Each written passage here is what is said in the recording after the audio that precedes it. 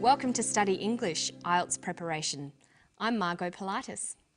We're going to look at articles today, indefinite articles a and an, and the definite article the.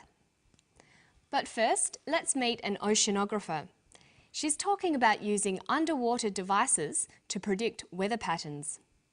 See if you can hear her using articles while she talks about monsoons. The monsoon gets a lot of its energy from the equatorial and subtropical Indian Oceans. Dr. Susan Widgefalls, an oceanographer from Australia's CSIRO, is hoping that by measuring the state of the Indian Ocean in those areas, scientists will be able to learn something about monsoon predictability. Predicting the monsoon is a very difficult thing, and yet it impacts on millions and millions of people, and so we think that if we can predict the monsoon usefully, we could make a real difference. We know from El Niño that it's a fully global system, so you can't just study one small part of the ocean and solve these problems. You really need a global integrated observing system, and the Argo program is the first real big ocean attempt to do that, and it's the float technology that's allowed us to even think about doing this. Using articles before nouns is one of the most difficult things about learning English.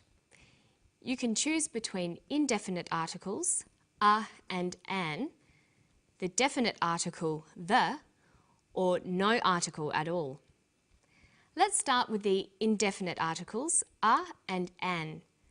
The rule is that a is used before words starting with a consonant, and an is used before words starting with a vowel.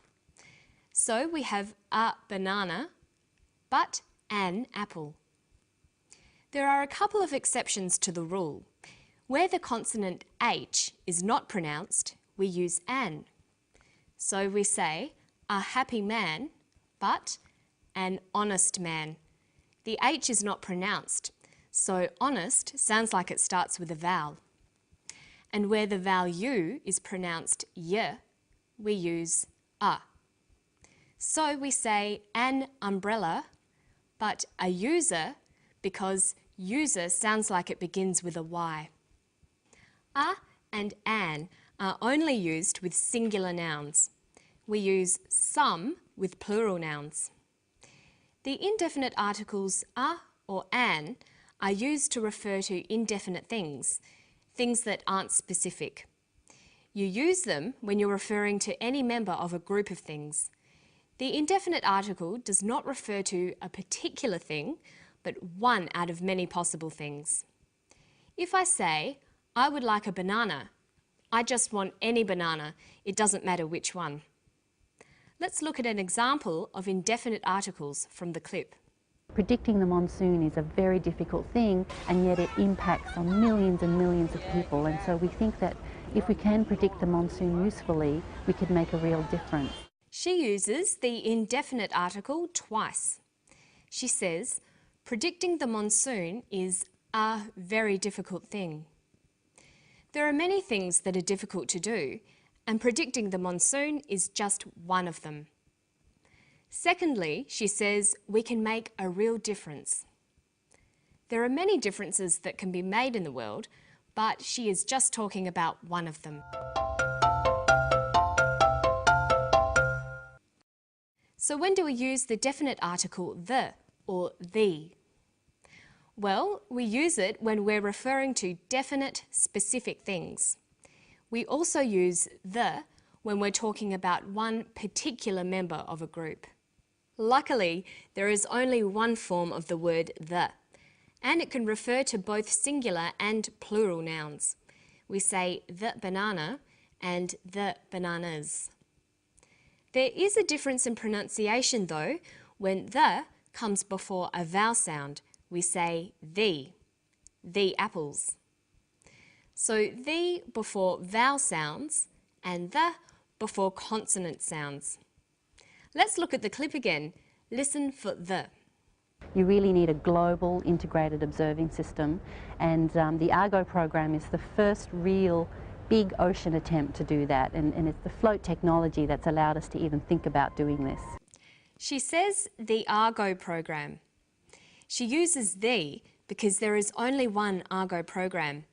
It's a unique particular thing. She also says the float technology. She is talking about that particular type of float technology, not just any float technology.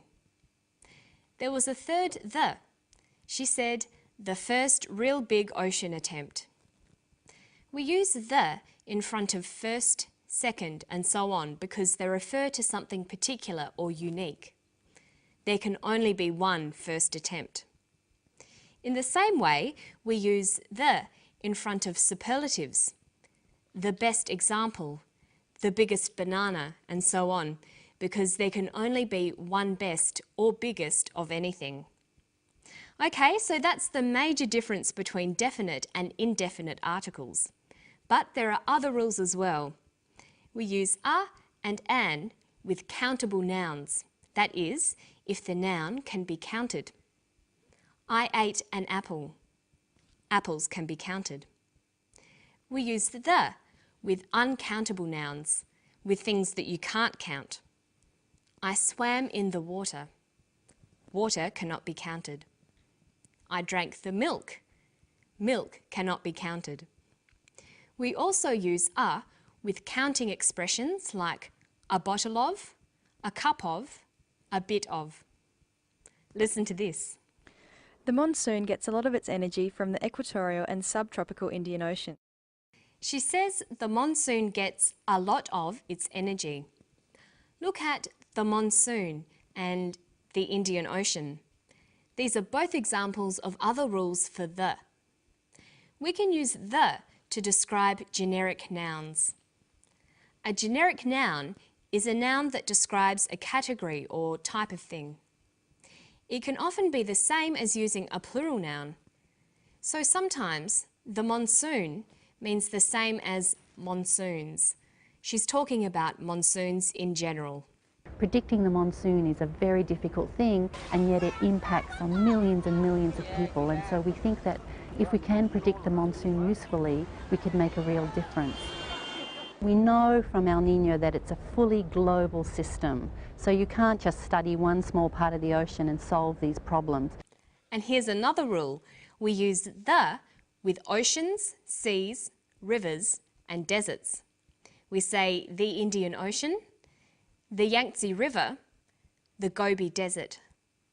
We also use the for points on the globe, the equator, the Tropic of Capricorn, the North Pole.